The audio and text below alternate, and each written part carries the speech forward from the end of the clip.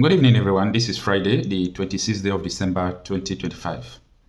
Among the G7 countries of the world, 5 countries among them are having Nigeria on their table of discussion right now.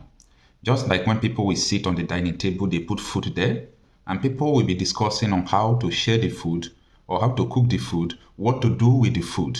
That is the situation Nigeria has been presented before powerful countries. Now, this is very important for you to know. I made a video in February this year. I talked about the annexation of Nigeria, that Nigeria will be annexed into a terror stronghold. And I was talking about the gold, the lithium, uranium, and the crude oil in Nigeria. If it totally falls into the hands of terrorists, I want you to mind my statement. If it totally falls under the hands of the terrorists, I said totally falls in the sense that it has fallen to the hands of terrorists. Okay, and that is why Nigeria is not benefiting much from gold, because they are using it to sponsor terrorism, not only in Nigeria, but across the world. Now, after the video I made in February, a lot of people criticized me that I'm talking rubbish, but I never do. I don't talk what I don't know. So many things I hear, I don't talk about it. I mostly talk about what I know. Fast track to last 2 months or thereabout, the elder brother to Babadati Ahmed, who was the special advisor to Tinubu, the president of Nigeria on political affairs, came to the national television and made the same statement. Listen to this. Are hoping for? Well, whether we like it or not, we are living in a global village. Let me use a very popular cliche. I mean, the world knows our situation, which is the reason why those who really are concerned about what's going on in this country, look, there are attempts by interests to take over huge territory, part of Nigeria, part of Chad, part of Cameroon, part of Niger, and turn it into the global headquarters of terror. Those in intelligence circles know this. I'm saying this publicly now. A lot of people know this. We must never allow that kind of thing to happen. We don't want to live under ISWA. We don't want to live under Boko Haram. We don't want to live under Lokarawa. We don't want to live under... So after making this statement on Arise News, the man was faced with a series of calls and threatening.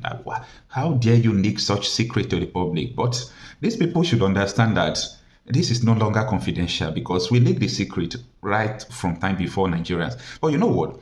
Even the so-called elites in Nigeria and influencers, they don't pay attention to details. They don't know what is going on, the plans of these people.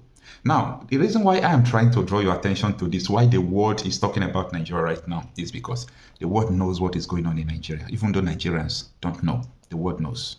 Now, I was talking to one of my friends today. I said, listen, it is better for America to continue to strike, do what they want to do, to stop all this shit, no matter what they want to do. As far as at the end, everybody live in peace. If it is to divide Nigeria, do whatever they want to do, let them do. As far as people stop dying, that is my interest. Let people stop dying. I was telling my friend that it is better than US to continue to strike than this man you are seeing on the screen. And Muslim militant displacement and attacks against Christians in Nigeria, that too must end. And it must end now. Benjamin Netanyahu. So it is better for US to do this work than this man, because if this man sends their fighter jet, air superiority is what, and air technology is what Israel used to boast. You can't beat them when it comes to that. They can send their fighter jet. They don't care where they bomb. As far as they are terrorists among the place they are bombing, they can even bomb anywhere. Bomb school, join terrorists. They don't care. So it is better people just calm down and respect what the US is doing. You might not even know what the US is trying to do for you. US is so bad, it's so do this thing. I tell you, I say, when you are faced with two evil, you choose the lesser one. This is because you don't know what is going on in Nigeria. You don't know. So there are so many deep things going on in this country. Now, if these terrorists take total control of Nigeria resources, Israel is in trouble, more trouble. You know why? Qatar at this moment is funding Hamas and protecting Hamas with the oil money. If they should take hold of Nigeria's oil money and gold and uranium, this is more missiles on Israel. This is more bomb, more crisis in the Southeast. And America will continue to send money to protect Israel. I want people to understand international politics. Nigeria have been placed in international politics right now. You see, I want this to happen. Yeah. Nigeria cannot continue to fund terrorists to kill her people. Nigerian government cannot continue to sponsor terrorist organizations killing her own people. You see how people are defending the terrorists, right? People said, no, you must not kill them. Imagine Attorney General of the Federation, Lateef Fagbemi, coming to tell the senators that no death sentence for bandits, no death sentence for kidnappers, but you sentenced Sunday Jackson to death. I am warning people that Nigeria is going to consume you if you do not understand what is going on. Now, the statement have been made. Let me throw more light on why the Department of War chose Sokoto. If the Department of War wanted more tensions in Nigeria, this strike is supposed to be in Abuja and Sokoto. I'm going to tell you something.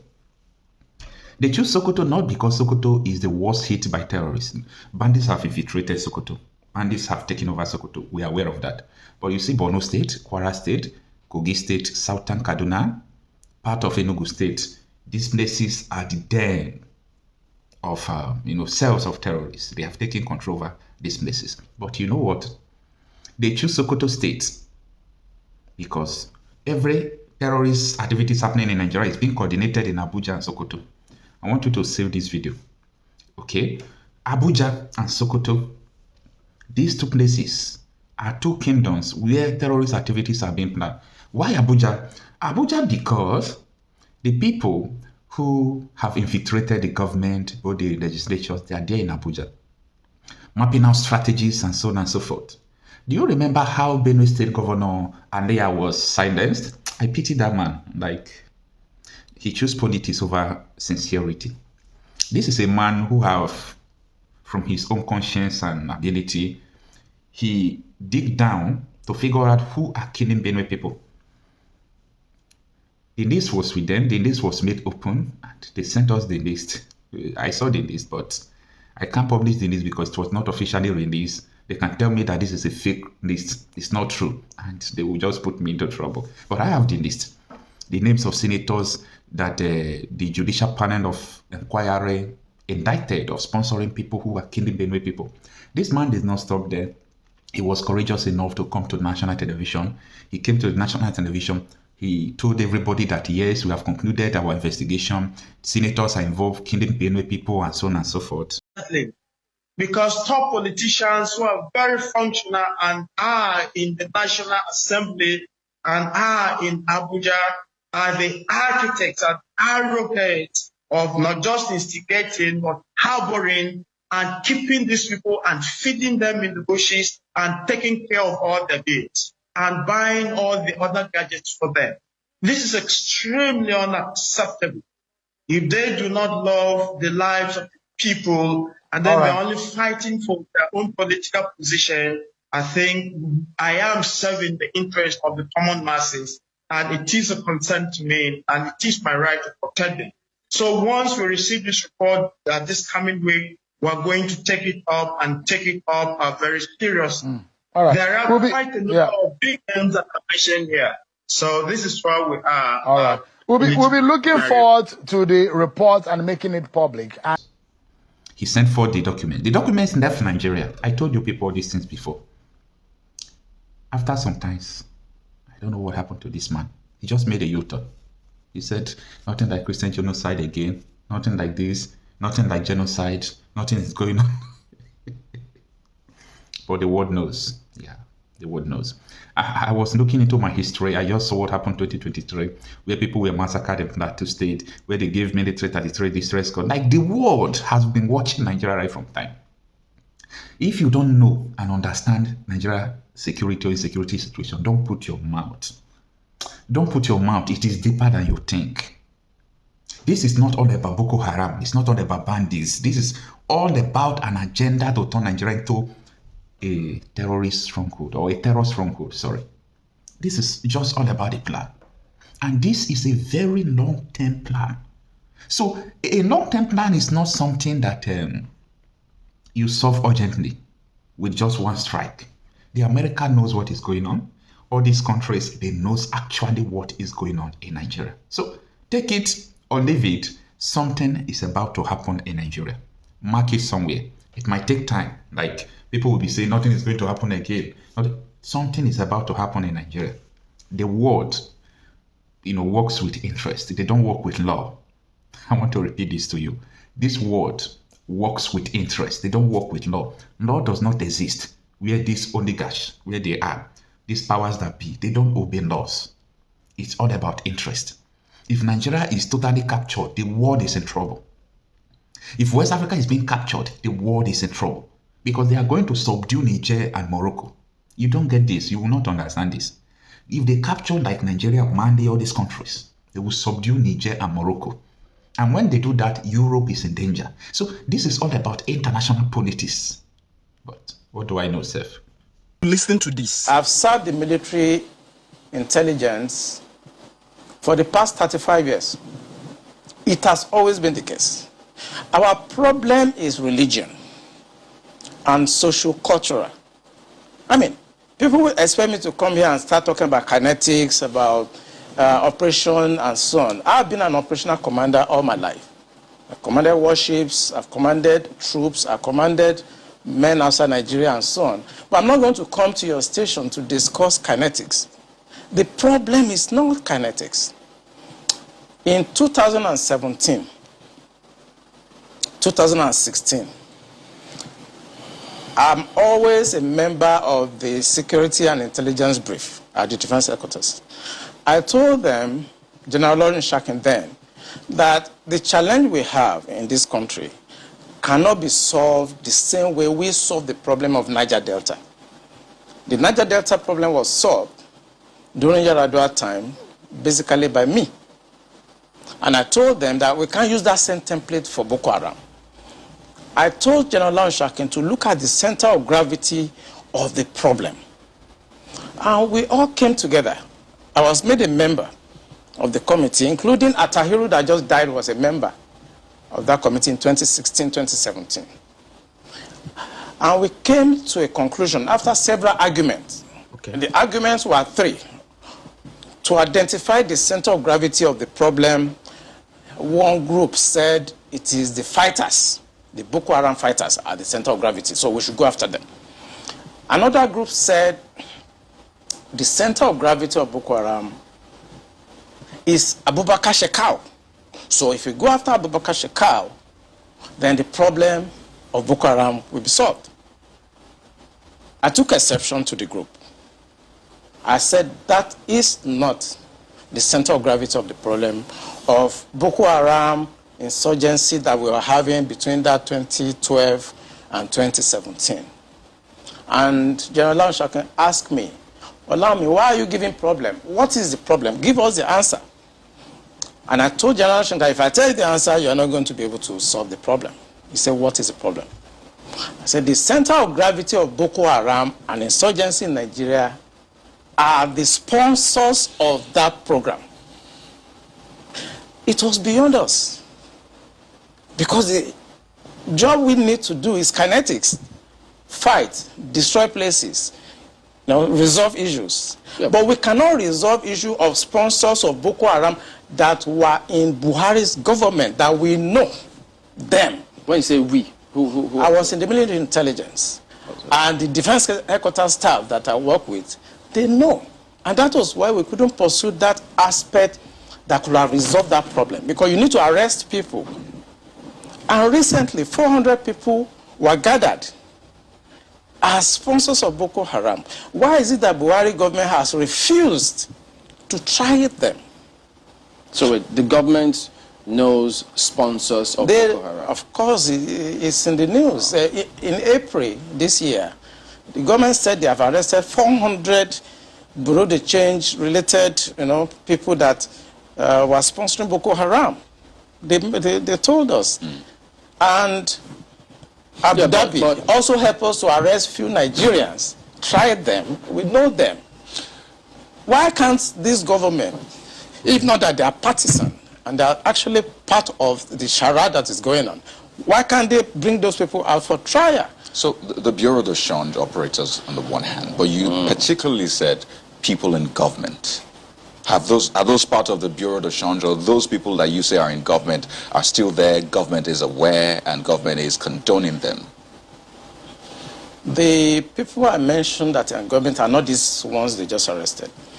You remember this Boko Haram issue started since 2012. Yeah. And I was in the military intelligence that time. We arrested those people. It is my organization that actually conducts interrogation and interview. And they mention names. I mean, I can't come on the air and start mentioning names of people that are presently in government now that I know. Presently in government. That the boys that we arrested mentioned. Some of them are governors now. Some of them are in the Senate. Some of them are in Aso Rock. Why should a government try to cause this kind of embarrassment and insecurity to the sense of what happened yesterday? And the solution I gave them in 2017, because when I identified the center of gravity for General Olunshokin, and they couldn't pursue it, because some of them were ministers. And what I'm saying now, the Department of State Services are listening to me. They know them. Yeah, you know, Commodore. So the solution I gave them was that if we can't pursue the policy strategic level, because the people that we need to talk to are also, you know, going to be difficult to deal with. I said what they should do now is to conduct two things. We should buy blimps. The blimps are not UAVs. They are not drones. Blimps are equipment that can fly up to 10,000 feet, 30,000 feet, static if you want, mobile if you want, and they carry a lot of payload. We saw them in Afghanistan. We saw them in Kenya. This will be something that can give us real-time intelligence, and we can know where these bandits or terrorists, where they emanate from, when they finish operations that they've done, where they go back to. Okay, well, they did not buy this equipment up to. No. Okay, you said quite a number of things. Let's pick up on some of them and see if we could make some, you know, if you could shed some further light on some of them. Since 2012, I mean, you've been in operation, as you said, ever since that time. You questioned several people. And some people were identified at that time. Did the government at that time try any of them? Or were any of them also in government at the time? No, the government did not try any of them, and the defense headquarters where I worked then did not pursue that line of operation because it's beyond them. The defense headquarters, actually, when you look at the defense structure of Nigeria, they lie within the policy strategic level, but basically they are operational guys. So when you have policy problem, then they cannot go beyond their masters. They can write intelligence reports and say this is what is going on. And we've seen that the present government know what is going on. I'm sorry, is this a policy problem? I mean, the laws are clear. If someone is said to be involved in something as devious as this, the laws are clear. This person is meant to be arrested, questioned. I mean, it's quite clear. So is it a policy problem? We have the laws. So what is stopping the security agencies from actually enforcing the law, since that's what they are? I think what is stopping them is like when you are a member of a church and your pastor have decided to be at a certain level of spiritualism and you're a member of that church. You cannot be higher than your pastor. Spiritually, you can't, no matter what you do. So this is the same religion you spoke about? Yes. In real life, you see that the defense headquarters cannot conduct any operations that is not sanctioned by the commander-in-chief of the armed forces. They cannot. No matter how small, little they cannot. So, when the Yar'Adua government decided to put an end to Niger Delta militancy, that was in 2007. What he did was simple. He called all the security chiefs and all the intelligence chiefs and tasked them to come up with a solution. The Defense Intelligence Agency, the National Intelligence Agency, the Department of State Services were called with the Inspector General of Police and the Interpol to come up with the solution to the problem. Then the problem was Niger Delta. The president was Yaradua. He was dispassionate. He wanted to solve the problem. Okay. Within 6 months, we solved the problem. I remember I have to go to Angola to go and bring Herioka, and nobody in Nigeria knew what we did. All we know is that since 27, 28 that we conducted our operation under Yaradua, Niger Delta issue has remained manageable. This government does not want to resolve this problem. They are escalating it because of tribal and religious sentiments.